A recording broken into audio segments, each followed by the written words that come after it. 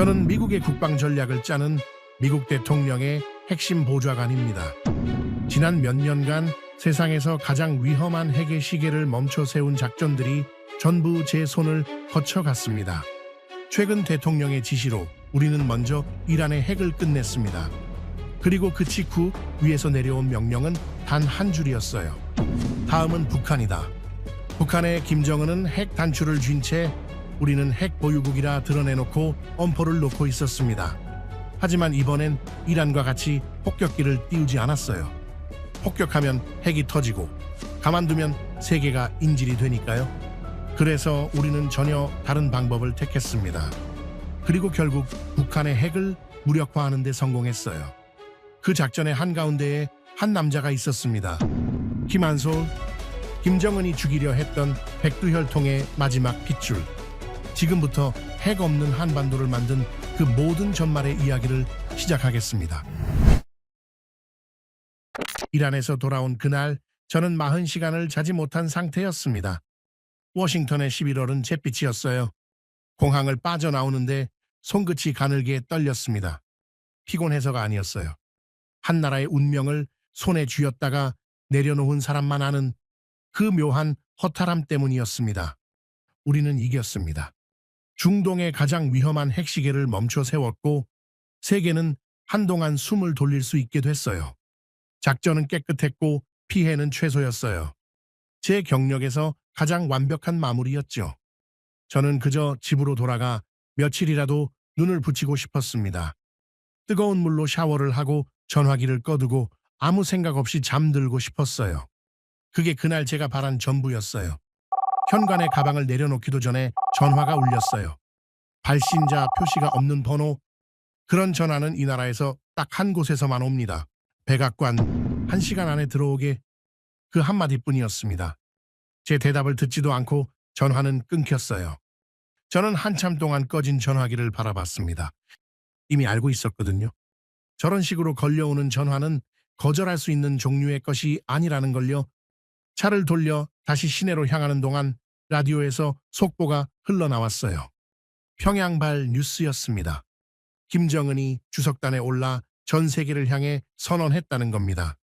조선민주주의인민공화국은 완전한 핵 보유국이며 그 지위는 영원히 협상의 대상이 아니라고. 저는 핸들을 쥔 손에 저도 모르게 힘을 줬습니다. 30년이었어요. 미국이, 아니 전 세계가 그어온 마지막 선이 하나 있었습니다. 북한이 핵을 가지되 절대 공식적으로 보유국을 입에 올리지는 않는다는 암묵적인 선. 그 선을 김정은이 방금 제 발로, 그것도 전 세계가 보는 앞에서 넘어버린 겁니다. 그것은 단순한 말이 아니었습니다. 핵을 머리에 얹은 채 이제부터 세계의 규칙은 내가 정하겠다는 선전포고였어요. 핵을 가진 미치광이만큼 다루기 어려운 상대는 없으니까요. 더 이상 굶주림도 제재도 그 무엇도 자신을 막을 수 없다는 선언이었습니다. 저는 그 순간 직감했습니다.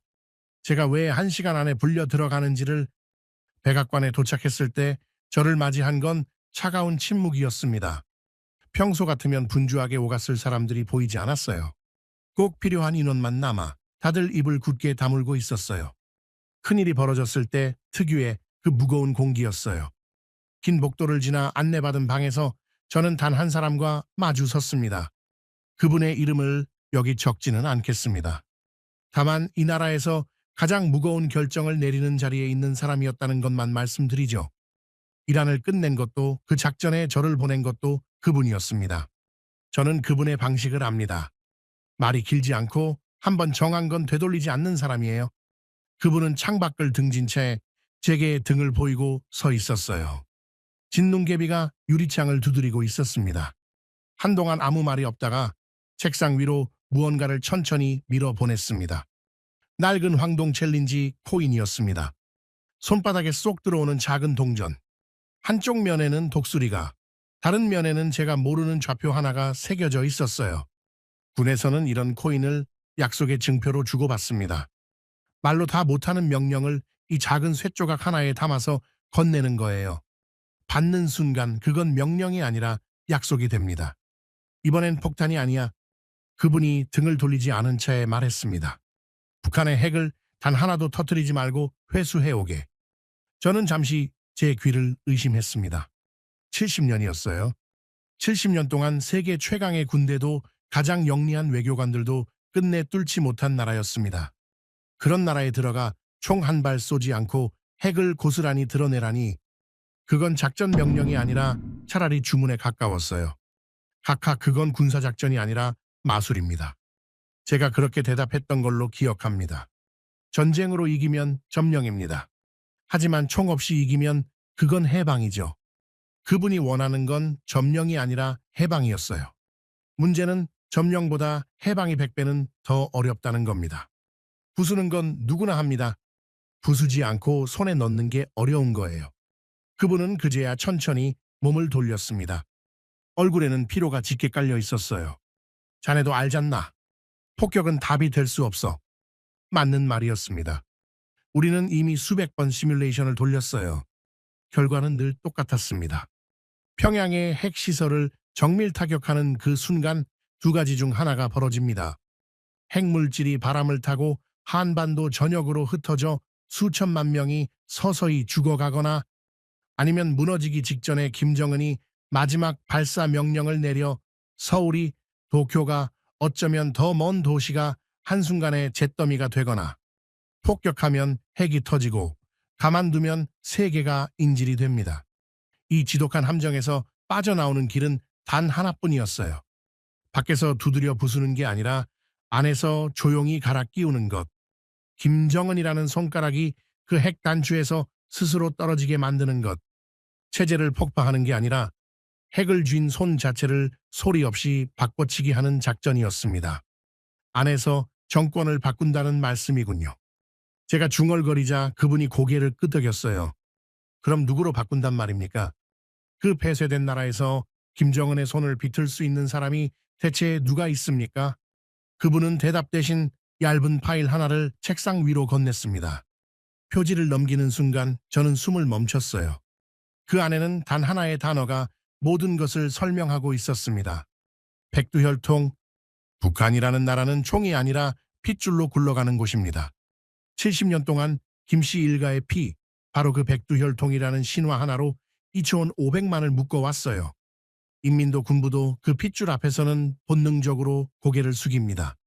그렇다면 그 군부를 안에서 흔들 수 있는 단 하나의 열쇠도 역설적으로 바로 그 핏줄일 수밖에 없었습니다.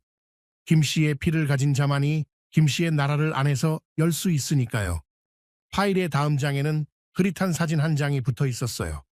유럽 어느 거리에서 몰래 찍힌 모자를 깊게 눌러 쓴 청년의 옆모습이었습니다.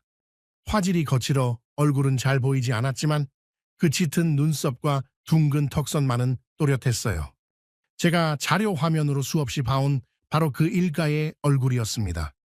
이름 김한솔, 김정일의 손자이자 말레이시아의 한 공항에서 독살당한 김정남의 아들, 그리고 공식적으로는 몇 년 전 세상에서 자취를 감추어 사망한 것으로 추정되는 인물.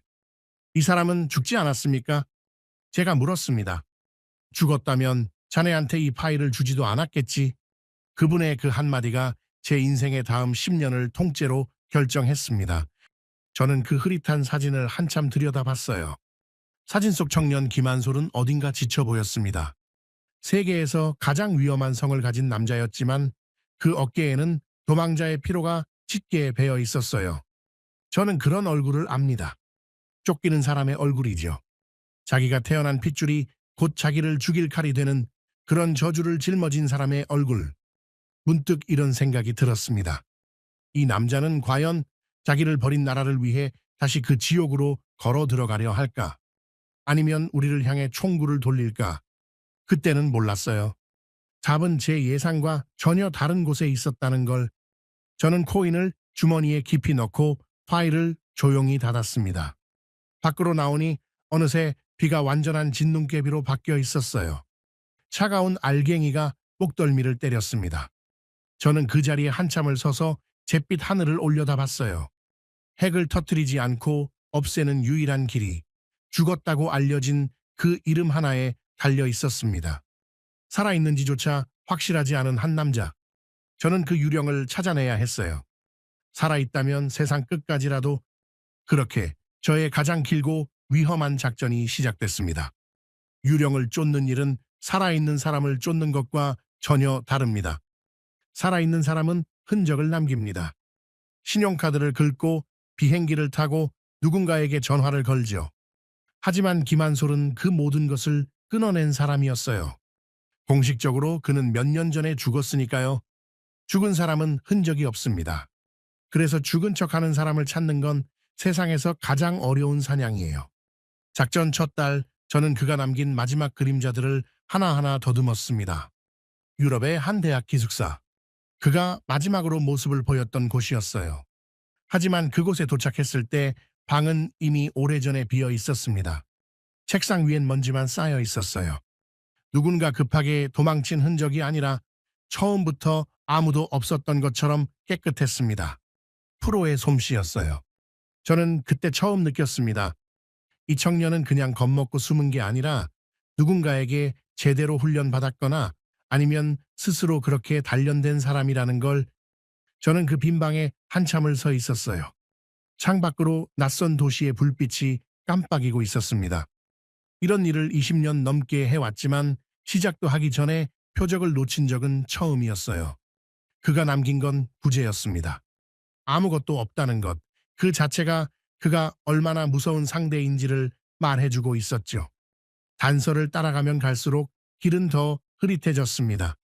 포르투갈의 한 항구 도시에서 그는 첸이라는 홍콩 무역상이었습니다. 모로코에서는 아서라는 캐나다 금융 컨설턴트였어요. 싱가포르에서는 또 다른 이름이었죠. 세 개의 신분, 세 개의 여권, 세 개의 인생.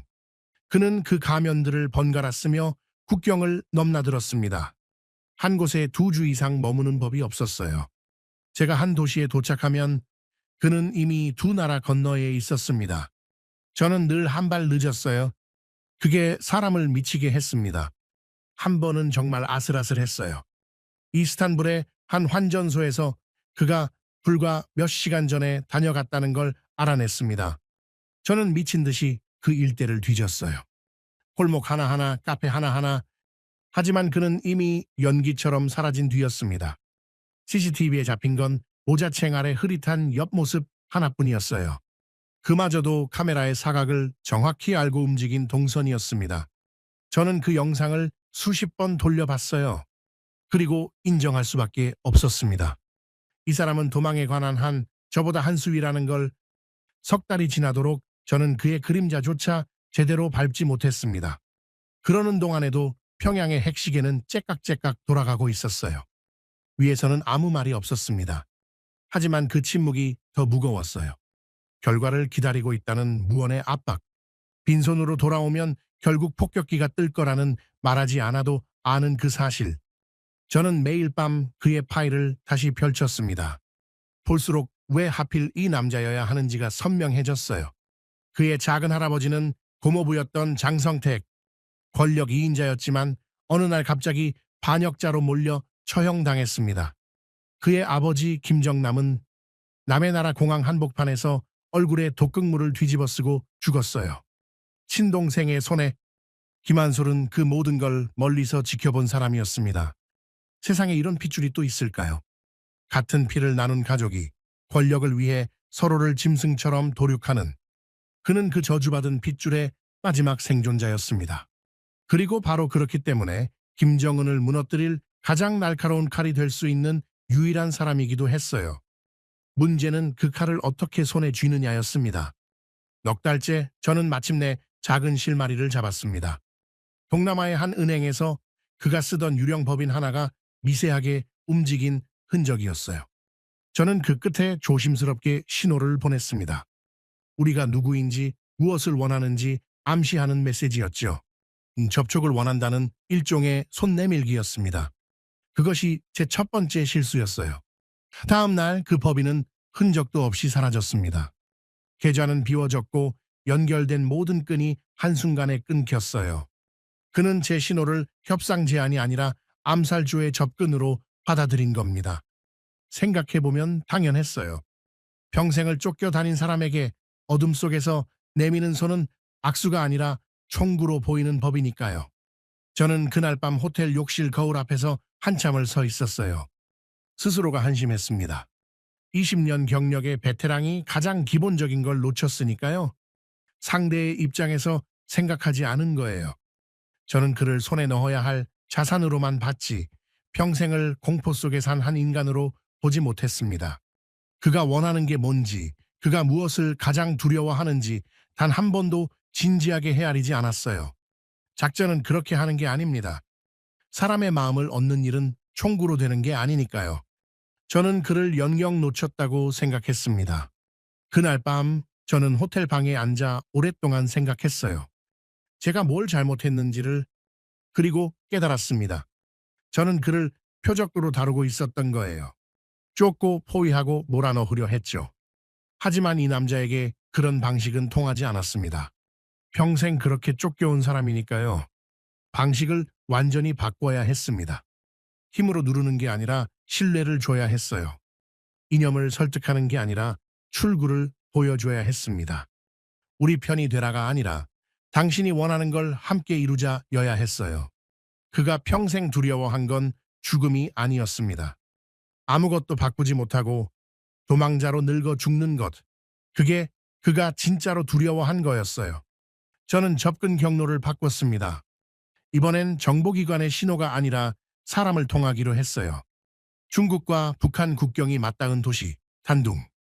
탈북자와 밀수꾼, 정보 브로커들이 모여드는 그 혼탁한 도시에 저는 조용히 발을 들였습니다. 그곳엔 김한솔의 작은 할아버지가 살아생전 깔아둔 인맥의 잔재가 아직 희미하게 살아있었거든요. 단둥은 묘한 도시였습니다. 압록강 하나를 사이에 두고 한쪽은 넌사인이 번쩍이는 중국 땅이고 강 건너편은 칠흑 같은 어둠에 잠긴 북한 땅이었어요. 밤이 되면 그 대비가 더 선명했습니다. 강이 쪽은 살아있고 저쪽은 죽어있는 것 같았죠. 저는 매일 그 강가를 걸으며 생각했습니다. 저 어둠 속에 갇힌 2,500만 명을, 핵을 머리에 인차에 인질로 잡힌 그 사람들을 떠올렸어요. 제가 쫓는 유령 하나가 어쩌면 저 어둠을 걷어낼 유일한 빛일지도 모른다는 생각이 그제야 들기 시작했습니다. 저는 돈으로 사는 정보가 아니라 신뢰로 있는 다리를 놓기 시작했습니다. 한 명을 통해 또 한 명에게로. 느리고 위험한 작업이었어요. 하지만 서두르면 또 놓친다는 걸 저는 이미 비싼 값을 치르고 배웠습니다. 그렇게 2달이 더 흘렀을 때였습니다. 한 탈북 브로커가 떨리는 목소리로 제게 말을 전해왔어요. 누군가 저를 만나고 싶어 한다고. 조건은 단 하나, 무기를 소지하지 않고 혼자 올 것. 장소는 제3국의 어느 낡은 안가였습니다. 저는 그 메시지를 받고 한참을 멍하니 앉아 있었어요. 등골이 서늘했습니다. 6달 동안 저는 그를 찾아 전 세계를 뒤졌습니다. 그를 사냥하고 있다고 믿었어요. 그런데 정작 만남의 조건을 내건 건 쫓기던 그쪽이었습니다. 장소도 시간도 규칙도 전부 그가 정했어요. 사냥꾼은 절대 그렇게 하지 않습니다. 덫을 놓는 쪽이 하는 거죠. 그 순간 저는 소름 끼치는 사실을 깨달았습니다. 저는 그를 찾아냈다고 믿었어요. 하지만 그는 이미 오래전부터 저를 기다리고 있었습니다. 안가는 제3국의 어느 낡은 창고 건물 2층에 있었습니다. 저는 약속대로 무기 없이 혼자 갔어요. 그게 얼마나 위험한 일인지 잘 알면서도요. 하지만 이 만남에서 무기를 지니고 가는 건 시작하기도 전에 신뢰를 깨는 일이었습니다. 그가 원한 건 제 무장 해제가 아니라 제 진심이었으니까요. 삐걱거리는 계단을 올라 문을 열었을 때 방 안은 어두웠습니다. 낡은 정우 하나가 천장에서 흔들렸어요. 그 희미한 불빛 아래 한 남자가 등을 보이고 창가에 서 있었습니다. 모자도 변장도 없었어요. 그제야 저는 처음으로 흐릿한 사진이 아닌 진짜 그의 얼굴을 보게 됐습니다. 그가 천천히 돌아섰어요. 6달을 쫓은 얼굴이 거기 있었습니다. 짙은 눈썹, 둥근 턱선. 분명 그 일가의 얼굴이었어요. 하지만 사진에서 본 지친 도망자의 모습은 어디에도 없었습니다. 그 대신 서늘하고 단단한 눈빛이 저를 똑바로 바라보고 있었어요. 사냥감의 눈이 아니라 사냥꾼의 눈이었습니다. 멀리서 오셨군요. 그가 먼저 입을 열었습니다. 발음은 묘했어요. 북한 억양도 남한 억양도 아닌 어느 쪽에도 속하지 않는 사람의 말투였습니다. 6달 동안 저를 꽤나 찾으셨던데 수고가 많으셨습니다. 저는 아무 말도 하지 못했어요. 그가 제 모든 움직임을 처음부터 알고 있었다는 뜻이었으니까요. 제가 그를 쫓는 동안 그도 저를 지켜보고 있었던 겁니다. 우리는 한참을 마주본 채 서 있었습니다. 서로를 재고 있었어요. 누가 먼저 패를 보일지, 누가 더 절박한지. 그 침묵이 얼마나 길었는지 모릅니다. 1분이었을 수도 10분이었을 수도 있어요. 저는 그 침묵 속에서 글을 읽으려 애썼습니다. 손의 위치, 어깨의 각도, 시선이 머무는 곳. 20년간 사람을 다뤄온 제 직감이 말하고 있었어요. 이 사람은 궁지에 몰린 도망자가 아니라 이미 자기만의 계획을 가진 자라고. 제가 그를 찾아온 게 아니라 그가 저를 이 방으로 불러들인 거라고. 보통 이런 자리에서 주도권을 쥐는 건 정보기관 쪽입니다. 그런데 그날은 달랐어요. 칼자루를 쥔 쪽이 누구인지 저는 방에 들어선 순간부터 확신할 수 없었습니다. 먼저 침묵을 깬 건 그였습니다. 용건만 말씀하시죠. 어차피 답은 정해져 있으니까. 무슨 답 말입니까? 거절이요. 그가 차갑게 잘라 말했어요. 당신들이 뭘 원하는지 압니다. 저를 평양에 다시 밀어 넣어서 그 자리에 앉히고 싶은 거겠죠. 미국이 조종하는 꼭두각시로 핏줄만 김씨고 줄은 워싱턴이 쥔 인형으로 그는 한 발 다가왔습니다. 분명히 말씀드리죠. 저는 미국의 꼭두각시가 되느니 차라리 유령으로 살다 유령으로 죽겠습니다. 평생 그렇게 살아왔고 그게 어렵지도 않아요. 저는 그 말에서 그의 가장 깊은 두려움을 읽었습니다. 그는 죽음을 두려워하는 게 아니었어요. 누군가의 도구로 쓰이다 버려지는 것, 자기 인생의 주인이 끝내 자기가 아니게 되는 것, 그걸 두려워하는 사람이었습니다. 그래서 저는 준비해온 말을 전부 버렸어요. 맞습니다. 우리는 당신을 평양에 앉히고 싶습니다. 저는 솔직하게 인정했습니다. 하지만 정권 그 자체가 목적은 아니에요. 우리가 진짜 원하는 건 단 하나입니다. 김정은의 손에서 핵을 빼내는 것. 그것도 단 한 발도 터뜨리지 않고 폭격으로는 못합니다. 그랬다간 수천만이 죽으니까요.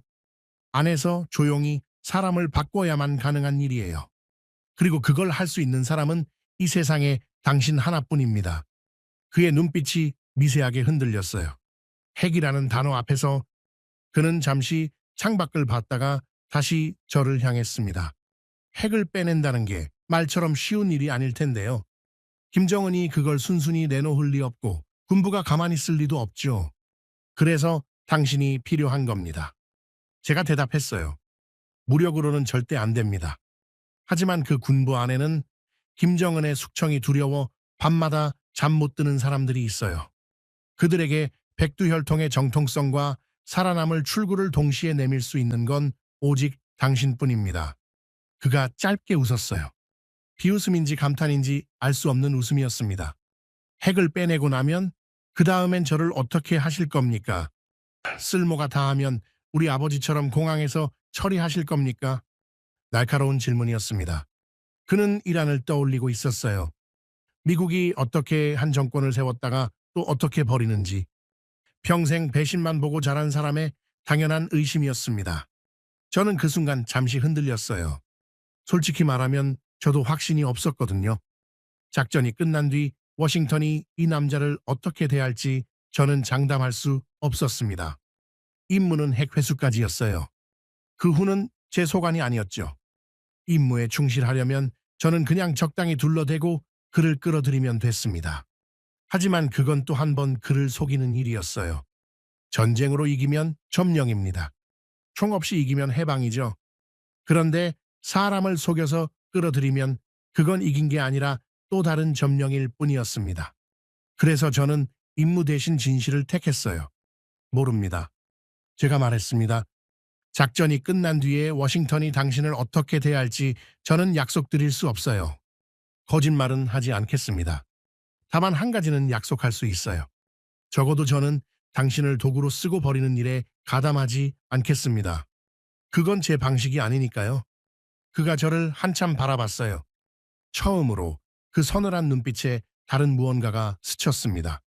저는 그게 신뢰의 첫 조각이었다고 믿어요. 그리고 그가 전혀 예상치 못한 말을 했습니다. 좋습니다. 그럼 제 조건을 말씀드리죠. 조건이요? 저는 평양에 들어가겠습니다. 핵도 넘기겠어요. 단, 그가 잠시 숨을 골랐습니다. 제가 그 자리에 앉는 건 권력을 잡기 위해서가 아닙니다. 권력을 끝내기 위해서예요. 김정은을 치우고 나면 저는 그 권력을 단 하루도 쥐고 있지 않을 겁니다. 곧바로 남쪽과 합쳐 하나의 나라에 전부 넘기겠습니다. 저는 왕이 되려는 게 아니에요. 왕조를 끝내려는 겁니다. 저는 그 말을 듣고 한동안 아무 말도 할 수 없었어요. 20년 동안 이 일을 하면서 권력을 손에 쥐려는 사람은 수없이 봤습니다. 하지만 권력을 잡자마자 곧바로 내려놓겠다는 사람은 처음이었어요. 그것도 세상에서 가장 강력한 핏줄을 타고난 사람이. 저는 그를 권좌에 앉히려고 왔는데 정작 그는 그 권좌를 부수려고 그곳에 들어가려는 거였습니다. 왜 그렇게까지 합니까? 제가 물었어요. 그가 창밖 어둠에 잠긴 강 건너편을 바라봤습니다. 저 강 건너에 1,500만 명이 있습니다. 70년 동안 한 핏줄에 인질로 잡혀 있는 사람들이요. 이제는 해까지 머리에 얹혔죠. 제 할아버지가 시작하고 제 삼촌이 완성한 그 인질극을 같은 핏줄인 제가 끝내야 합니다. 그게 제가 살아남은 이유라고 저는 믿습니다. 저는 그제야 깨달았어요. 이 사람은 복수하러 가는 게 아니었습니다. 구원하러 가는 거였어요. 제 안에서 무언가가 흔들렸습니다. 저는 작전을 수행하러 온 사람이었어요. 핵을 회수하고 임무를 끝내고 워싱턴으로 돌아가면 그만이었죠. 그 이상은 제 일이 아니었습니다. 그런데 이 남자의 말을 듣는 순간 저는 처음으로 이 작전이 단순한 임무 그 이상일 수 있다는 걸 느꼈어요. 핵을 없애는 것을 넘어 어쩌면 정말로 저 어둠에 빛이 들 수도 있겠다는, 냉정해야 할 작전 책임자가 그런 감정을 품는 건 위험한 일입니다. 그래도 저는 그 순간을 후회하지 않아요. 저는 주머니에서 그 낡은 황동 코인을 꺼냈습니다. 그리고 우리 사이의 탁자 위에 조용히 내려놓았어요. 이건 제가 위에서 받은 겁니다. 군인들은 이런 걸 약속의 증표로 주고받죠? 당신과 저 사이에 이건 거래가 아닙니다. 약속입니다. 그가 그 코인을 한참 내려다봤어요. 그리고 천천히 고개를 끄덕였습니다. 그날 밤 저는 워싱턴을 향해 짧은 보고를 올렸어요. 자산 확보라고? 하지만 사실은 정반대였습니다. 저는 그를 미국의 무기로 만들었다고 생각했어요. 하지만 아니었습니다. 그는 미국의 무기가 되기로 한 게 아니었어요. 미국을 자기 무기로 쓰기로 한 것이었습니다. 작전의 진짜 시작은 김한솔이 합류한 그 순간부터였습니다. 우리는 역할을 나눴어요. 저는 자원을 댔습니다. 돈, 정보, 안전한 이동 경로, 그리고 미국만이 줄 수 있는 보장들. 김한솔은 명분을 댔어요. 백두혈통이라는 북한 군부의 뼛속까지 새겨진 그 핏줄의 권위를요. 저 혼자였다면 불가능했고 그 혼자였어도 불가능했을 겁니다. 하지만 둘이 합치자 비로소 길이 보이기 시작했어요. 가장 먼저 한 일은 표적을 고르는 거였습니다. 우리가 노린 건 김정은의 충신이 아니었어요. 정반대였습니다. 그의 숙청이 가장 두려운 자들, 매일 밤 자기 차례가 올까봐 떨고 있는 자들. 그 중에서도 핵과 미사일 지휘 계통에 손이 닿는 사람들을 골랐어요. 핵을 무혈로 회수하려면 결국 그 핵을 직접 통제하는 손들을 우리 쪽으로 돌려 세워야 했으니까요. 저는 김한솔과 함께 명단을 짰습니다. 12명. 호위사령부, 정찰총국, 전략군. 평양의 눈과 귀, 그리고 핵의 방가쇠를 쥔 자들이었어요. 그 12개의 이름 앞에서 우리는 각자가 무엇을 가장 두려워하고 무엇을 가장 간절히 원하는지를 하나하나 분석했습니다. 첫 번째 표적은 호위사령부의 한 실세였어요. 그는 중국으로 정기 출장을 나오는 인물이었습니다. 우리는 그 동선을 파악해 베이징의 한 식당에서 접촉 자리를 만들었어요. 무기 거래상을 만나는 줄 알고 나온 그 앞에 김한솔이 모습을 드러냈습니다. 저는 옆방에서 그 장면을 지켜봤어요. 문이 열리고 김한솔의 얼굴을 본 순간 그 군 실세의 표정이 무너지는 걸 똑똑히 봤습니다. 죽은 줄 알았던 백두혈통이 살아서 자기 앞에 앉아 있었으니까요. 그는 반사적으로 일어서려 했어요. 경례를 해야 할지 도망쳐야 할지 몰라 온몸이 굳어 있었습니다. 앉으십시오. 김한솔이 조용히 말했어요. 목소리는 낮았지만 거역할 수 없는 무게가 실려 있었습니다. 그 실세는 떨리는 손으로 재킷 안쪽을 더듬었습니다. 무기를 찾는 손이었어요. 저는 옆방에서 저도 모르게 숨을 멈췄습니다. 하지만 김한솔은 미동도 하지 않았어요. 총을 꺼내셔도 됩니다. 그가 담담하게 말했어요. 하지만 그 전에 이걸 먼저 보시죠. 그가 테이블 위로 서류 한 장을 밀었어요. 조직 지도부의 극비 문서. 숙청 대상자 명단이었습니다. 거기 그 실세의 이름이 붉은 글씨로 적혀 있었어요. 이건 모략입니다. 나는 원수님께 충성을. 장성택도 충성했습니다. 김한솔이 그의 말을 잘랐어요.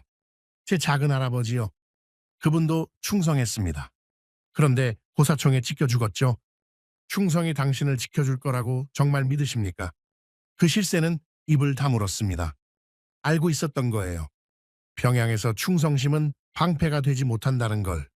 어제의 충신이 오늘의 시체가 되는 그 지옥을 매일 밤 식은땀 흘리며 견뎌온 사람이었으니까요. 하지만 그를 움직인 건 협박이 아니었습니다. 김한솔은 또 다른 사진을 내밀었어요. 마카오에서 유학 중인 그의 둘째 아들이었습니다. 통일이 되면 이 아이는 자유로운 나라의 시민으로 살 수 있습니다. 당신이 평생 보지 못한 세상을 이 아이는 누리게 됩니다. 저는 당신에게 충성을 요구하지 않아요. 그저 당신 가족이 살아남을 출구를 드리려는 겁니다. 저는 그 순간 그 강경한 군 실세의 눈에 물기가 어리는 걸 봤습니다. 돈으로도 협박으로도 열리지 않던 마음이 자식이라는 단어 앞에서 무너지고 있었어요. 평생 수령에게 바친 충성. 그 충성이 결국 자기 목에 겨눠진 칼이라는 걸 깨달은 사람의 얼굴이었습니다. 그는 두 손으로 얼굴을 감쌌어요. 한참을 그러고 있었습니다. 그 침묵 속에서 한 인간이 70년 신앙을 버리고 있었어요. 충성과 생존 사이에서 그는 마침내 생존을 택했습니다. 아니, 정확히는 자식을 택한 거였죠. 그는 한참을 고개 숙이고 있다가 마침내 갈라진 목소리로 물었습니다. 내가 무엇을 하면 됩니까? 첫 번째 벽돌이 빠지는 순간이었습니다. 두 번째 표적은 전혀 다른 사람이었어요. 핵 통제 계통에 직접 닿아 있는 군인사였습니다. 이 사람에게는 가족도 약점도 잘 보이지 않았어요. 대신 그는 야망이 있었습니다. 자기 능력에 비해 늘 밀려났다는 깊은 원한이 있었죠. 김한솔은 그를 만나 단 한 가지만 물었어요. 당신만큼 유능한 사람이 왜 아직도 그 자리에 머물러 있습니까? 당신을 밀어낸 게 누구인지 우리는 압니다. 그 한마디에 사내의 눈빛이 달라졌습니다. 김한솔은 그에게 돈이나 가족이 아니라 자리를 약속했어요. 새 나라에서 당신의 능력을 제대로 인정받을 자리를. 같은 제안이라도 사람마다 화법이 달라야 한다는 걸 김한솔은 본능적으로 알고 있었습니다. 어떤 이에게는 출구를, 어떤 이에게는 미래를, 어떤 이에게는 복수를. 그는 사람의 가장 약한 곳을 정확히 짚어내는 사람이었어요. 그리고 첫 번째로 넘어온 실세가 두 번째의 문을 열어줬습니다. 이게 도미노의 시작이었어요. 한 명이 넘어오면 그 한 명이 다음 사람의 마음을 보증해 줍니다. 나도 했다. 안전하다. 그리고 이쪽이 살 길이다. 같은 군복을 입은 동료의 그 한마디가 우리가 100마디 하는 것보다 강력했습니다. 균열은 그렇게 안에서 안으로 번져갔어요. 세 번째, 네 번째 이름에도 표시가 붙었습니다. 어떤 이는 해외에 숨겨둔 비자금을 지키고 싶어 했고 어떤 이는 수용소에 끌려간 형제를 빼내고 싶어 했어요. 사람마다 약점은 달랐지만 그 밑바닥에 깔린 건 똑같았습니다. 공포였어요. 김정은이 만든 그 공포가 역설적으로 그를 무너뜨릴 가장 큰 균열이 되고 있었습니다. 그가 부하들을 두려움으로 다스린 그 방식이 부메랑이 되어 돌아온 거예요. 저는 그 모든 걸 국경 밖에서 운용했습니다. 직접 평양에 들어갈 수는 없었어요. 미국인인 제가 그 안에서 발각되는 순간 작전 전체가 미국의 공작으로 폭로될 테니까요. 그래서 저는 단둥의 거점에서 신호와 자금만으로 그물을 짰습니다. 어느 계좌로 얼마를 보낼지, 어느 가족을 언제 빼낼지, 어느 경로를 열어둘지 보이지 않는 거미줄을 한 가닥씩 엮어갔어요. 잠을 거의 자지 못했습니다. 시차도 시차였지만 한순간도 마음을 놓을 수 없었거든요. 평양은 한치 앞이 안 보이는 어둠이었어요. 제가 보낸 신호 하나가 엉뚱한 손에 들어가면 그날로 작전은 끝입니다. 게다가 중국과 러시아의 눈도 피해야 했어요. 강대국들이 이 움직임을 눈치채는 순간 그들이 먼저 김정은에게 귀띔할 수도 있었으니까요. 저는 그 모든 변수를 머릿속에 펼쳐놓고 매일 살얼음 위를 걸었습니다. 몇 달이 그렇게 흘렀습니다. 명단의 이름들 옆에 하나씩 표시가 늘어갔어요. 작은 성취감이 들 때마다 똑같은 크기의 불안이 함께 자랐습니다. 사람이 늘어날수록 비밀을 아는 입이 늘어난다는 뜻이니까요. 그중 단 한 명만 흔들려도, 단 한 명만 겁에 질려 밀고 해도 모든 게 무너질 수 있었습니다.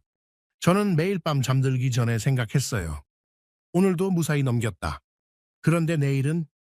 그 불안 속에서도 저를 가장 놀라게 한 건 김한솔이었습니다. 저는 그를 도구로 쓰려고 데려왔어요. 하지만 정작 작전을 끌고 가는 건 그였습니다. 그가 한 번 나타나면 닫혀있던 문이 열렸어요. 제가 몇 달을 공들여도 안 되던 일을 그는 단 한 번의 만남으로 해냈습니다. 백두혈통이라는 이름의 무게, 그리고 그 무게를 다룰 줄 아는 그의 침착함. 저는 점점 이 작전의 진짜 주인이 누구인지 헷갈리기 시작했어요. 어느 날 밤 강 건너 평양의 어둠을 바라보며 저는 깨달았습니다. 성벽은 밖에서 부수는 게 아니었어요. 안에서 벽돌을 한 장씩 빼내는 것이었습니다. 그리고 그 벽돌을 빼낼 수 있는 손은 처음부터 그 성 안에서 태어난 사람의 것이어야만 했어요. 세 번째 표적은 지금까지와는 결이 다른 사람이었습니다. 총참모부의 한 작전통이었어요. 노련하고 의심이 많고 쉽게 흔들리지 않는 인물이었습니다. 김한솔이 그 앞에 자료를 내밀었을 때 그는 표정 하나 바꾸지 않았어요. 오히려 의자의 등을 기대고 천천히 김한솔을 뜯어봤습니다. 당신 보위부에서 나온 거 아니오? 그가 차갑게 물었어요. 이게 나를 시험하는 함정일 수도 있지. 백두혈통을 사칭한 미끼를 던져놓고 누가 무는지 보려는 그런 수법, 평양에선 흔하니까. 저는 옆방에서 그 말을 듣고 등골이 서늘해졌습니다. 이 사람은 우리가 함정일 가능성을 먼저 계산한 거예요. 가장 위험한 종류의 상대였습니다. 한순간만 어긋나도 그가 먼저 우리를 밀고 할 수 있었으니까요. 김한솔은 1초도 망설이지 않았어요. 보위부였다면 이미 당신을 잡으러 왔겠죠. 이렇게 마주 앉아 대화할 이유가 없습니다. 그러고는 사진 한 장을 조용히 내려놓았어요. 서울의 한 카페에서 찍힌 젊은 여성의 사진이었습니다. 몇 해 전 탈북해 남쪽에 정착한 그의 딸이었어요. 작전통의 얼굴에서 처음으로 가면이 벗겨졌습니다. 김한솔이 짧은 음성 메시지를 들려줬어요. 떨리는 여자의 목소리였습니다.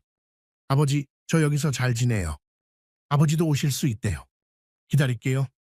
그 한마디에 평생 의심으로 무장하고 살아온 그 노련한 군인이 천천히 무너졌습니다. 그는 한참을 사진만 바라봤어요. 그리고 그것을 조심스럽게 접어 가슴 안주머니에 넣었습니다. 언제 움직이면 됩니까? 세 번째 벽돌이었어요. 가장 단단했던 벽돌이었습니다. 하지만 모든 일이 순조로울 수는 없었어요. 네 번째 표적에서 모든 것이 무너질 뻔했습니다. 그는 처음엔 우리 제안을 듣는 척했어요. 고개를 끄덕이고 조건을 묻고 생각할 시간을 달라고 했습니다. 그런데 그게 연기였어요.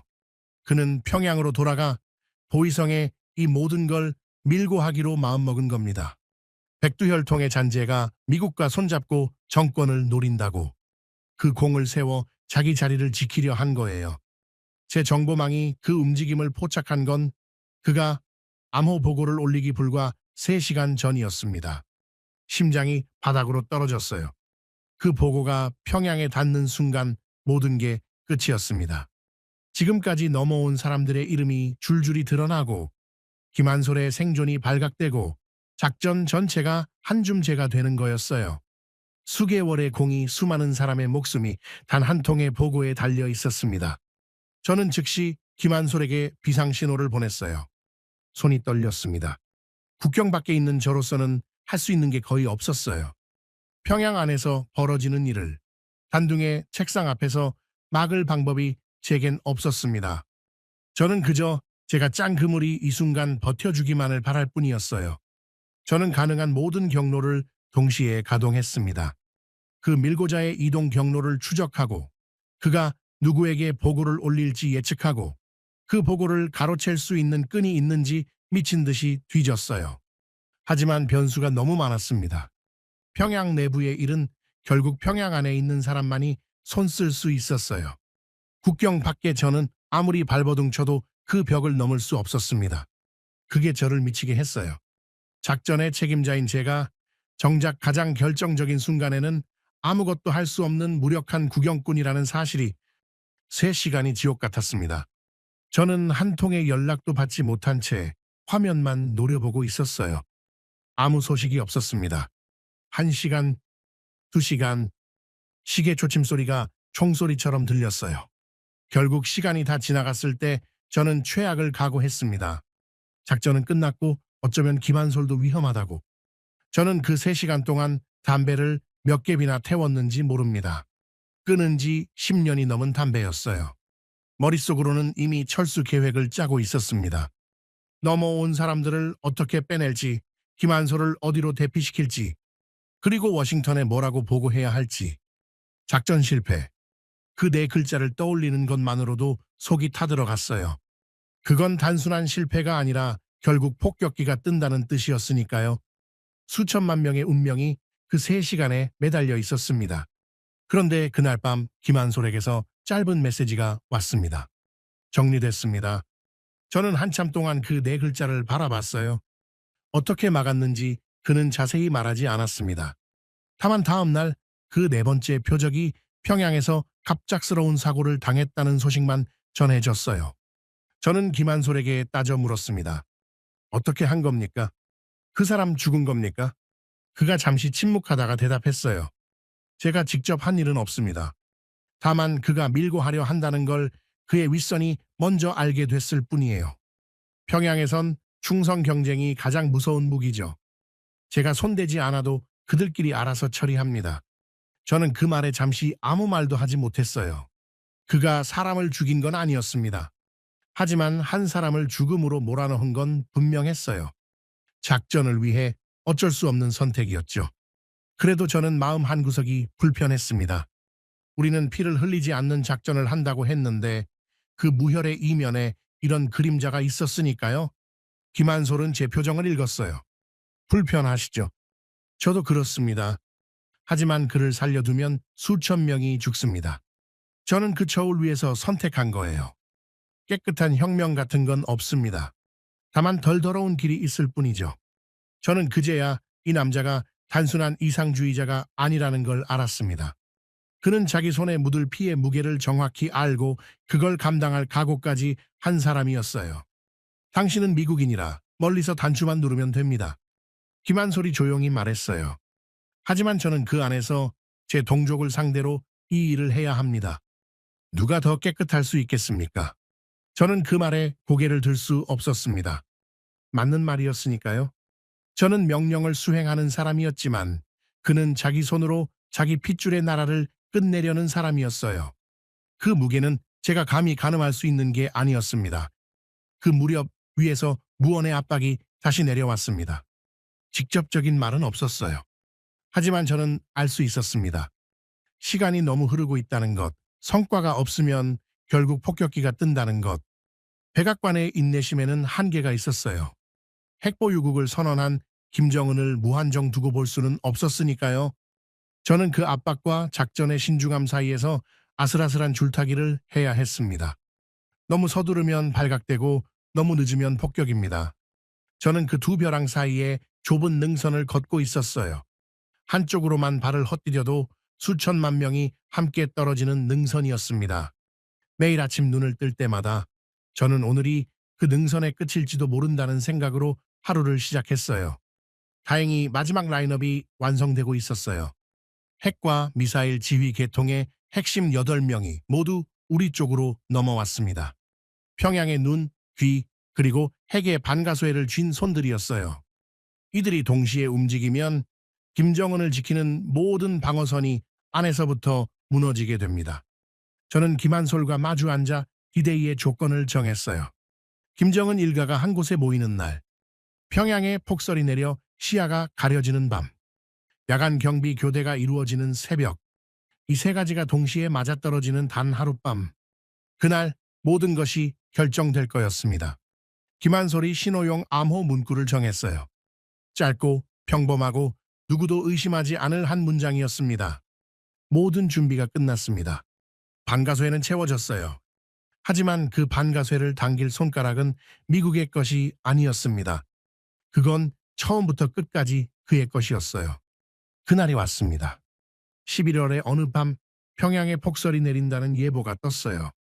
세 가지 조건이 마침내 맞아떨어진 겁니다. 김정은 일가는 관저에 모여 있었고 하늘은 눈을 쏟아낼 준비를 하고 있었습니다. 야간 경비 교대까지 모든 톱니가 제자리를 찾았습니다. 그날 저녁부터 저는 거의 아무것도 먹지 못했습니다. 10년 가까이 준비하고 끌어온 모든 것이 앞으로 몇 시간 안에 판가름 날 거였으니까요. 성공하면 70년 독재와 핵이 동시에 끝나고 실패하면 모든 것이 잿더미가 됩니다. 그 사이에 중간은 없었어요. 저는 단둥에 지휘소에 앉아 있었습니다. 제 앞에는 여러 대의 모니터와 통신 장비가 놓여 있었어요. 하지만 저는 그 어떤 화면으로도 평양안을 직접 볼 수 없었습니다. 제가 가진 건 오직 귀뿐이었어요. 김한솔과 8명의 내부자가 보내오는 짧은 음성 보고들, 저는 그 목소리들에 의지해 보이지 않는 전장을 머릿속으로 그려야 했습니다. 새벽 2시 김한솔에게서 신호가 왔어요. 암호 한 문장, 우리가 정한 그 짧고 평범한 문장, 그게 전송되는 순간 평양 안에 8명이 동시에 움직이기 시작했습니다. 보고가 연달아 들어왔어요. 통신망 1차 차단 완료, 외곽 경비 우리 쪽으로 교체 완료, 관저 감시망 통제 들어갔습니다. 외부 통신 봉쇄, 관저 고립 완료. 저는 그 짧은 문장들을 들으며 손에 땀을 쥐었습니다. 평양의 신경망이 하나씩 꺼지고 있었어요. 도시 전체가 잠든 사이 권력의 심장으로 향하는 모든 길목이 소리 없이 우리 손에 들어오고 있었어요. 총성은 없었어요. 그저 스위치가 하나씩 내려가는 차가운 침묵뿐이었습니다. 그런데 새벽 2시 40분 첫 번째 변수가 터졌습니다. 이상 신호, 충성파 경비 일부가 통신 두절을 감지했습니다. 내부자 한 명의 다급한 목소리였어요. 포섭되지 않은 충성파 라인이 통신이 끊긴 걸 이상하게 여기기 시작한 겁니다. 그들이 비상보고를 올리면 모든 게 들통날 수 있는 상황이었죠. 심장이 멎는 것 같았습니다. 저는 즉시 머리를 굴렸어요. 이런 순간을 위해 준비해둔 시나리오가 있었습니다. 저는 내부자들에게 신호를 보냈어요. 통신 두절을 정전이나 설비 점검으로 위장하라고. 한밤중에 단순한 사고처럼 보이게 만들라고. 몇 분이 영혼처럼 흘렀습니다. 그리고 보고가 왔어요. 수습됐습니다. 점검으로 처리했습니다. 저는 그제야 참았던 숨을 토해냈습니다. 첫 번째 고비를 넘긴 거예요. 하지만 진짜는 아직 시작도 안 했습니다. 이런 순간마다 뼈저리게 느꼈어요. 저는 이 작전의 지휘자였지만 정작 전장에서 멀리 떨어진 사람이라는 걸, 제가 할 수 있는 건 신호를 보내고 기다리는 것뿐이었습니다. 반가쇠를 당기는 손도 문을 여는 손도 전부 그 안에 있는 사람들의 것이었어요. 저는 그들을 믿는 수밖에 없었습니다. 그리고 그 믿음이 20년 경력에서 가장 견디기 힘든 일이었어요. 새벽 3시 김한솔이 관저로 진입했습니다. 이 순간만큼은 그의 숨소리까지 통신에 실려왔어요. 저는 눈을 감고 그 소리에 집중했습니다. 발소리, 문이 열리는 소리, 낮은 속삭임. 저는 그 안에 없었지만 마치 그의 등 뒤에 바짝 붙어 함께 걷는 것 같았어요. 폭설은 그 시각 절정에 달해 있었습니다. 내부자의 보고에 따르면 평양 시내는 눈에 덮여 한 치 앞도 보이지 않았다고 해요. 그 눈이 어쩌면 하늘이 우리를 도운 거라고 저는 생각했습니다. 흩날리는 눈송이가 모든 움직임을 가려줬으니까요. 검은 차량 2대가 사이렌도 없이 눈 덮인 평양 거리를 미끄러지듯 달려 관저로 향하고 있었습니다. 저는 그 장면을 직접 보지 못했지만 통신에 실린 엔진 소리와 눈 밟는 소리만으로 충분히 그려낼 수 있었어요. 1차 방어선 통과 비어 있습니다. 호위 병력은 이미 외곽 훈련을 명목으로 빠져 있었어요. 내부자들이 미리 손써둔 결과였습니다. 김한솔은 텅 빈 복도를 지나 점점 더 깊은 곳으로 들어갔습니다. 2차 방어선 근접 경호대와 마주쳤습니다. 저는 숨을 멈췄어요. 포섭되지 않은 경호대였습니다. 통신 너머로 긴장된 침묵이 흘렀어요. 그리고 잠시 후 김한솔의 낮은 목소리가 들렸습니다. 정리됐습니다. 한 명도 다치지 않았어요. 마취였습니다. 피 한 방울 흘리지 않겠다는 원칙을 그는 마지막까지 지키고 있었어요. 새벽 3시 12분 김한솔이 마지막 문 앞에 섰습니다. 김정은의 거처였어요. 통신 너머로 문이 열리는 소리가 들렸습니다. 그리고 한참의 정적. 저는 그 정적 속에서 무슨 일이 벌어지고 있는지 알 수 없어 미칠 것 같았어요. 김한솔은 통신을 끊지 않았습니다. 그가 일부러 그렇게 했다는 걸 저는 나중에야 알았어요. 그 순간을 저더러 끝까지 함께 들으라는 뜻이었습니다. 그래서 저는 그 방 안에서 오간 모든 말을 두 귀로 똑똑히 들을 수 있었어요. 먼저 들린 건 침대가 삐걱이는 소리였습니다. 그리고 잠에서 막 깬 듯한 거친 숨소리. 김정은이었어요. 누구냐? 걔 누구야? 낮게 깔린 그러나 떨리는 목소리였습니다. 그는 협탁을 더듬는 것 같았어요. 비상벨이나 무기를 찾는 손짓이었겠죠. 하지만 아무 일도 일어나지 않았습니다. 모든 선은 이미 끊겨 있었으니까요. 소리 지르셔도 됩니다. 김한솔의 목소리였어요. 차분하다 못해 서늘했습니다. 오늘 밤 이 건물 안에 당신 편은 한 명도 없습니다. 잠시 침묵이 흘렀어요. 김정은이 어둠 속에서 그 얼굴을 알아보는데 몇 초가 걸렸습니다. 그리고 그 침묵 끝에 저는 한 인간의 목소리가 완전히 무너지는 걸 들었어요. 너는 한솔이 죽은 줄 알았던 네가 어떻게? 예, 삼촌이 죽이라고 보낸 그 조카입니다. 김한솔이 말했어요. 우리 아버지를 공항에서 독살하셨죠. 작은 할아버지는 고사총으로 찢어 죽이셨고요. 그때 저까지 지웠어야 했는데 그게 삼촌의 유일한 실수였습니다. 김정은의 숨소리가 빨라졌어요. 그는 발버둥 치기 시작했습니다. 협박과 회유가 뒤섞인 말들이 쏟아졌어요. 기다려. 잠깐만. 우리 얘기를 좀 하자. 네가 원하는 게 뭐냐? 런이냐 자리냐? 다 주겠다. 권력을 나누자. 둘이 같이 이 나라를 다스리면 되잖아. 제가 원하는 건 당신이 가진 그 무엇도 아닙니다. 김한솔의 목소리는 흔들림이 없었어요. 저는 이 나라를 당신에게서 돌려받으러 왔습니다. 2,500만 명에게요. 그리고 당신 머리맡에 그 핵 탄주도 함께. 핵은 안 된다. 그건 우리 공화국의 심장이야. 그게 없으면 우리는 그 심장이 2,500만 명의 목에 겨눠진 칼이었습니다. 김한솔이 그의 말을 잘랐어요. 이제 그 칼을 제가 거두겠습니다. 옷을 입으십시오, 삼촌. 지하로 모시겠습니다. 저는 그 대화를 들으며 온몸에 소름이 돋았습니다. 평생 신처럼 군림하던 한 독재자가 조카 앞에서 목숨을 구걸하고 있었어요. 권력이란 게 그것을 떠받치던 공포가 사라지는 순간 얼마나 허무하게 무너지는지를 저는 그 통신 너머로 똑똑히 들었습니다. 곧이어 김한솔의 짧은 보고가 들렸어요. 확보했습니다. 김정은 신병 확보. 저는 두 손으로 얼굴을 감쌌어요. 다리에 힘이 풀렸습니다. 이 70년 독재의 심장이 단 한 발의 총성도 없이 우리 손에 들어온 순간이었어요. 곧이어 다른 보고들도 이어졌습니다. 김여정 확보, 그 가족 확보, 권력의 핵심이 동시에 무력화됐어요. 하지만 진짜 목표는 그게 아니었습니다. 핵 통제권으로 이동합니다.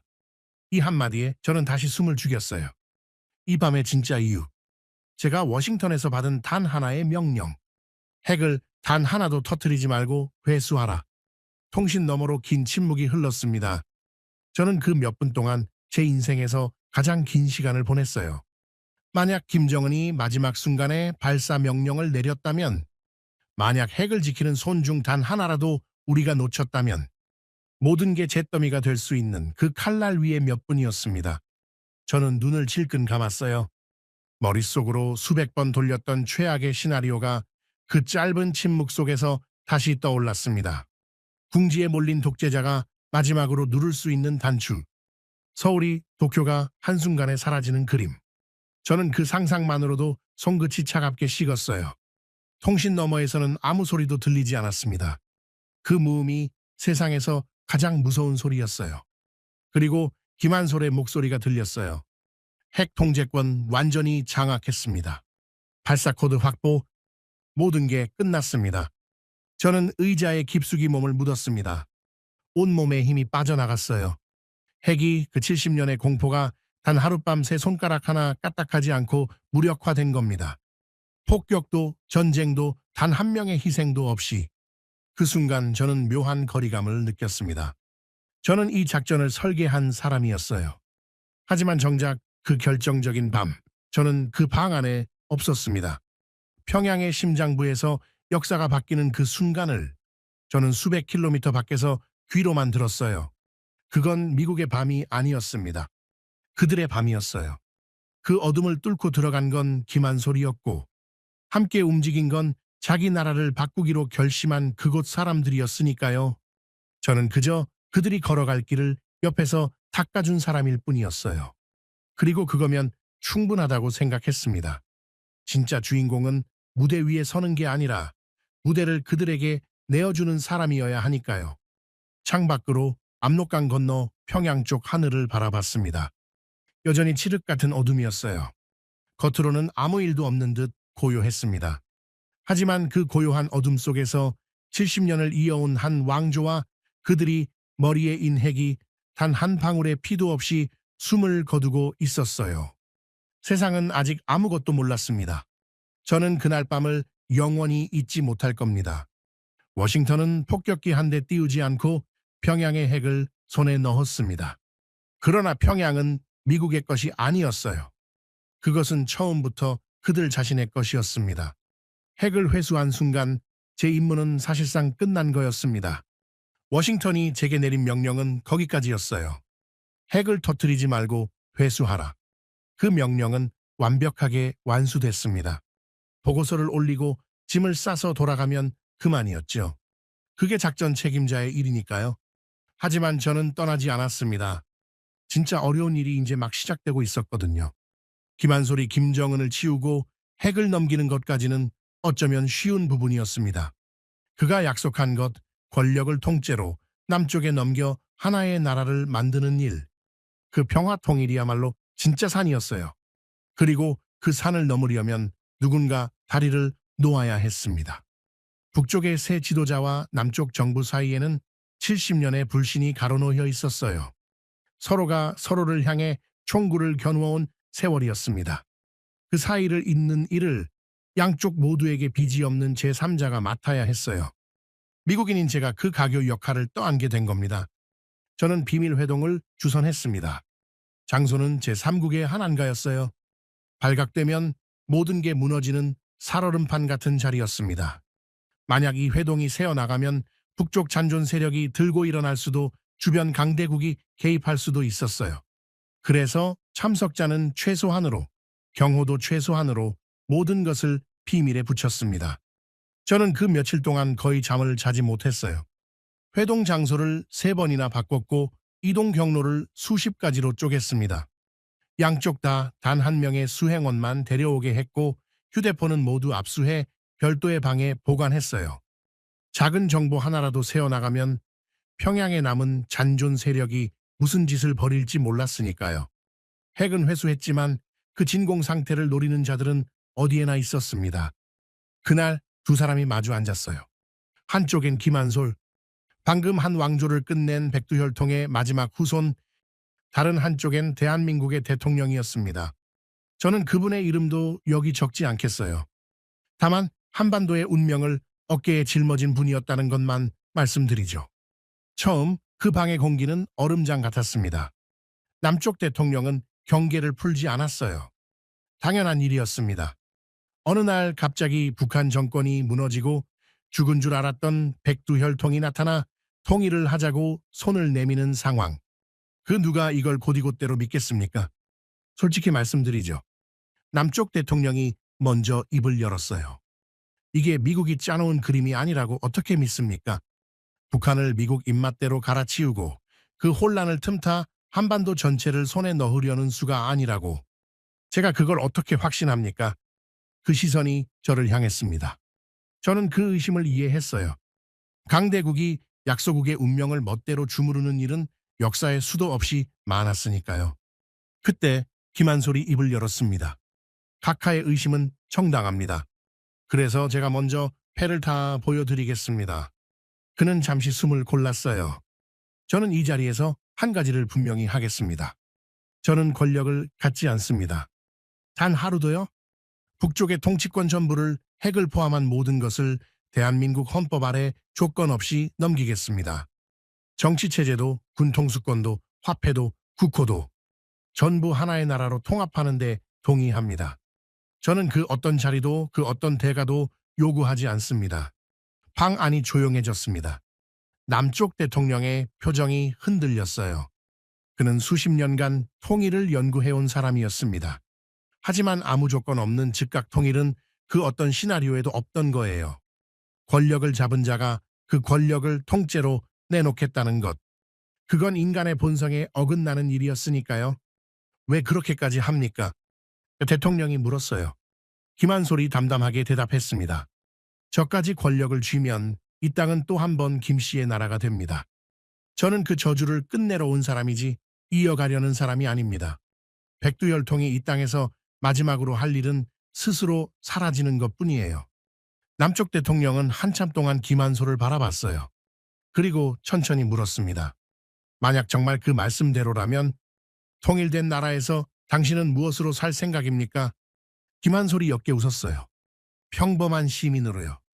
이름도 없이 아무도 모르게. 그거면 충분합니다. 평생 쫓기며 살았으니 이제는 그냥 조용히 살아보고 싶습니다. 그 대답에 대통령의 눈빛이 처음으로 풀렸습니다. 의심이 신뢰로 바뀌는 순간이었어요. 권력을 탐하는 자의 눈과 권력을 버리려는 자의 눈은 다릅니다. 평생 정치를 해온 그분이 그 차이를 못 알아볼 리 없었어요. 저는 그 말을 들으며 가슴 한쪽이 뜨거워지는 걸 느꼈습니다. 물론 모든 게 한 번에 풀린 건 아니었어요. 그날 이후로도 협상은 계속됐습니다. 풀어야 할 매듭이 산더미였거든요. 화폐를 어떻게 통합할지, 두 군대를 어떻게 하나로 만들지, 70년을 다르게 살아온 두 사회를 어떻게 잇댈지, 그리고 회수한 핵을 어떻게 국제사회의 감시 아래 완전히 영구히 폐기할지, 특히 핵 폐기는 미국과 국제기구가 깊이 얽힌 문제였어요. 저는 그 과정에서 미국의 그림자를 최대한 지우려 애썼습니다. 이 통일이 미국의 작품으로 비치는 순간 그 정당성이 훼손될 테니까요. 핵은 미국이 가져가는 게 아니라 국제사회의 관리 아래 폐기되어야 했습니다. 그래야 누구의 전리품도 아닌 한반도 스스로의 결단이 될 수 있었어요. 이건 제가 워싱턴과 부딪혀야 하는 부분이기도 했습니다. 솔직히 위에서는 회수한 핵 기술과 자료를 미국이 확보하기를 원했어요. 그게 강대국의 셈법이니까요. 하지만 저는 그렇게 두면 이 모든 게 결국 또 하나의 점령으로 끝난다는 걸 알았습니다. 저는 그 사이에서 제가 할 수 있는 한 끝까지 버텼어요. 핵은 미국의 전리품이 아니라 인류가 함께 묻어버려야 할 마지막 공포여야 했으니까요. 협상이 길어질수록 제 마음도 변해갔습니다. 처음엔 임무였어요. 핵을 없애고 깔끔하게 빠지는 것. 그게 전부였죠. 하지만 어느 순간부터 저는 이 통일이 진짜로 이루어지기를 간절히 바라고 있었습니다. 작전의 성공이 아니라 저 두 나라의 미래를요. 냉정한 작전가가 품어선 안 될 감정이었지만 막을 수 없었어요. 20년을 이 일을 하면서 저는 수많은 정권을 세우고 또 무너뜨렸습니다. 그 어느 것도 제 마음을 움직이지 못했어요. 그건 그냥 임무였으니까요. 그런데 이번엔 달랐습니다. 저 두 사람이 손을 맞잡는 걸 보고 싶었어요. 단지 작전이 성공해서가 아니라 저 강 건너 어둠 속의 사람들이 처음으로 빛을 보는 걸 제 두 눈으로 확인하고 싶었습니다. 회동의 마지막 날 한 가지 문제가 남아 있었습니다. 몰락한 김정은과 그 일가를 어떻게 할 것인가. 남쪽에서는 강경한 목소리도 있었어요. 하지만 김한솔의 생각은 달랐습니다. 복수는 또 다른 피를 부릅니다. 그들은 국제법정에 세우십시오. 전 세계가 지켜보는 앞에서 그들이 굶기고 죽인 사람들 앞에서 법의 심판을 받게 하면 됩니다. 그게 우리가 그들과 다르다는 증거니까요. 우리는 그들처럼 사람을 고사총으로 쏘지 않습니다. 저는 그 말에서 이 남자의 그릇을 봤습니다. 그는 단죄가 아니라 역사의 심판을 택한 거였어요. 증오의 자리에 법과 문명을 세운 겁니다. 마침내 합의에 도달했습니다. 조건 없는 즉각 통일, 그리고 핵의 완전하고 영구적인 폐기. 두 사람이 손을 맞잡는 순간 저는 제 역할이 끝났음을 알았어요. 저는 그 자리에서 미국은 이 통일에서 손을 떼겠다고 약속했습니다. 한반도의 미래는 한반도 사람들의 것이어야 하니까요. 저는 그 방을 나오며 묘한 기분에 휩싸였습니다. 제 임무는 핵을 없애는 것이었어요. 단지 그것뿐이었습니다. 그런데 저는 지금 70년 동안 갈라져 있던 두 나라가 하나가 되는 광경을 바로 그 한복판에서 지켜보고 있었어요. 그리고 그날 아침이 밝았습니다. 오전 8시 평양의 모든 텔레비전과 라디오가 동시에 켜졌어요. 화면에 김한솔이 나타났어요. 죽은 줄 알았던 백두혈통의 마지막 후손이 차분한 얼굴로 2,500만을 향해 입을 열었어요. 조선의 인민 여러분, 오늘 새벽 김정은 정권은 막을 내렸습니다. 단 한 발의 총성도 없었고 단 한 방울의 피도 흐르지 않았습니다. 저는 단둥의 거점에서 그 방송을 지켜봤어요. 여러분의 머리 위에 얹혀 있던 핵은 이제 국제사회의 감시 아래 영원히 폐기될 것입니다. 더 이상 그 누구도 여러분을 인질로 삼지 못합니다. 그리고 이 땅은 자유로운 하나의 나라로 다시 태어납니다. 화면 너머의 평양은 한동안 믿을 수 없을 만큼 고요했어요. 70년 동안 뼛속까지 새겨진 공포가 방송 한 번으로 쉽게 지워질 리 없었으니까요. 사람들은 이게 또 다른 함정일까봐 감히 집 밖으로 나서지 못했습니다. 하지만 그 침묵을 깬 건 아주 작은 용기였어요. 방송과 동시에 전국의 정치범 수용소 철문이 열렸습니다. 저는 내부자들이 보내온 현장 영상을 봤어요. 번호로만 불리던 그 지옥의 문이 삐걱거리며 열리고 있었습니다. 뼈와 가죽만 남은 사람들이 문턱에 서서 움직이지 못했어요. 이게 또 속임수일까봐 한 발짝도 떼지 못하고 있었습니다. 그러다 한 노인이 떨리는 다리로 첫걸음을 내디뎠어요. 아무 일도 일어나지 않았습니다. 총성도 고함도 없었어요. 그러자 수천 명이 햇빛 속으로 쏟아져 나왔습니다. 어떤 이는 땅을 짚고 오열했고 어떤 이는 하늘을 향해 두 팔을 벌렸어요. 저는 그 영상을 보며 화면을 똑바로 쳐다볼 수가 없었습니다. 그 사람들 중 누군가는 수십 년 만에 처음으로 하늘을 올려다봤을 겁니다. 죄가 있어서가 아니라 그저 잘못된 핏줄로 태어났다는 이유 하나로 그 안에 갇혔던 사람들이었어요. 어린아이도 있었고 백발이 성성한 노인도 있었습니다. 그들이 비틀거리며 걸어 나오는 모습을 저는 끝까지 지켜봤어요. 그게 제가 회수한 핵이 막아낸 미래라는 걸 알았으니까요. 같은 시각 휴전선에서도 기적이 벌어지고 있었어요. 70년 동안 남과 북을 갈라놓았던 철조망. 그 앞에서 한 북한군 병사가 천천히 걸어 나왔습니다. 그는 어깨에 총을 눈밭에 내려놓고 녹슨 철조망의 자물쇠를 절단기로 끊었어요. 둔탁한 금소금과 함께 굳게 닫혀있던 철문이 열렸습니다. 맞은편 남한군 병사가 조심스럽게 다가갔어요. 두 청년은 군사분계선을 사이에 두고 마주 섰습니다. 남한 병사가 주머니에서 무언가를 꺼냈어요. 자기 천으로 든 작은 초코파이였습니다. 우리 이제 같은 나라 사람 되는 거요? 북한 병사가 떨리는 목소리로 물었어요. 그렇죠. 같은 나라 사람부터 됩시다. 두 사람은 어색하게 손을 내밀었다가 이내 서로를 와락 끌어안았습니다. 그 장면이 그날 전 세계 뉴스의 첫 화면을 장식했어요. 저는 그 두 청년을 보며 생각했습니다. 저들은 불과 며칠 전까지 서로를 향해 반가쇠를 당겨야 할 운명이었어요. 한 명의 명령만 떨어졌다면 둘 중 하나는 그 자리에서 죽었을 겁니다. 그런데 지금 그들은 서로를 끌어안고 울고 있었어요. 핵 단추 하나에 갇혀있던 그 모든 증오가 초코파이 하나 앞에서 녹아내리고 있었습니다. 저는 그 영상을 보다가 결국 무너지고 말았습니다. 20년 동안 저는 단 한 번도 작전 중에 운 적이 없었어요. 냉정함이 제 무기였으니까요. 그런데 그날은 도저히 참을 수가 없었습니다. 저는 단둥의 빈 거점에 홀로 앉아 두 손으로 얼굴을 감싸고 아이처럼 울었어요. 저는 이기러 온 사람이었습니다. 핵을 회수하고 임무를 완수하고 깔끔하게 돌아가면 되는 사람이었어요. 그런데 그 순간 저는 제가 무엇을 이겼는지조차 잊어버렸습니다. 제 눈앞에 있는 건 작전의 성공이 아니라 70년 만에 처음으로 자유를 본 사람들의 얼굴이었으니까요. 그 눈물은 작전을 성공시킨 책임자의 눈물이 아니었어요. 평생 사람을 도구로만 다뤄온 한 인간이 처음으로 사람의 마음을 들여다본 순간의 눈물이었습니다. 저는 그날 20년간 제 안에 쌓여있던 무언가가 한꺼번에 녹아내리는 걸 느꼈어요. 그건 분명 제 인생에서 가장 인간다운 순간이었습니다. 그제야 저는 그 말의 진짜 의미를 깨달았습니다. 전쟁으로 이기면 점령입니다. 하지만 총 없이 이기면 그건 해방이에요. 워싱턴이 제게 그 불가능한 명령을 내렸을 때 저는 그게 그저 까다로운 작전이라고만 생각했습니다. 하지만 아니었어요. 핵을 터뜨리지 않고 없앤다는 것은 단지 무기를 회수하는 게 아니었습니다. 그건 한 사람도 죽이지 않고 2,500만을 살려낸다는 뜻이었어요. 점령이 아니라 해방. 그게 처음부터 이 작전의 진짜 이름이었던 겁니다. 며칠 뒤 김한솔은 약속을 지켰습니다. 그는 단 하루도 권력을 쥐지 않았어요. 통일 정부가 출범하던 날 수많은 사람이 그에게 자리를 권했습니다. 새 나라의 지도자가 되어달라고.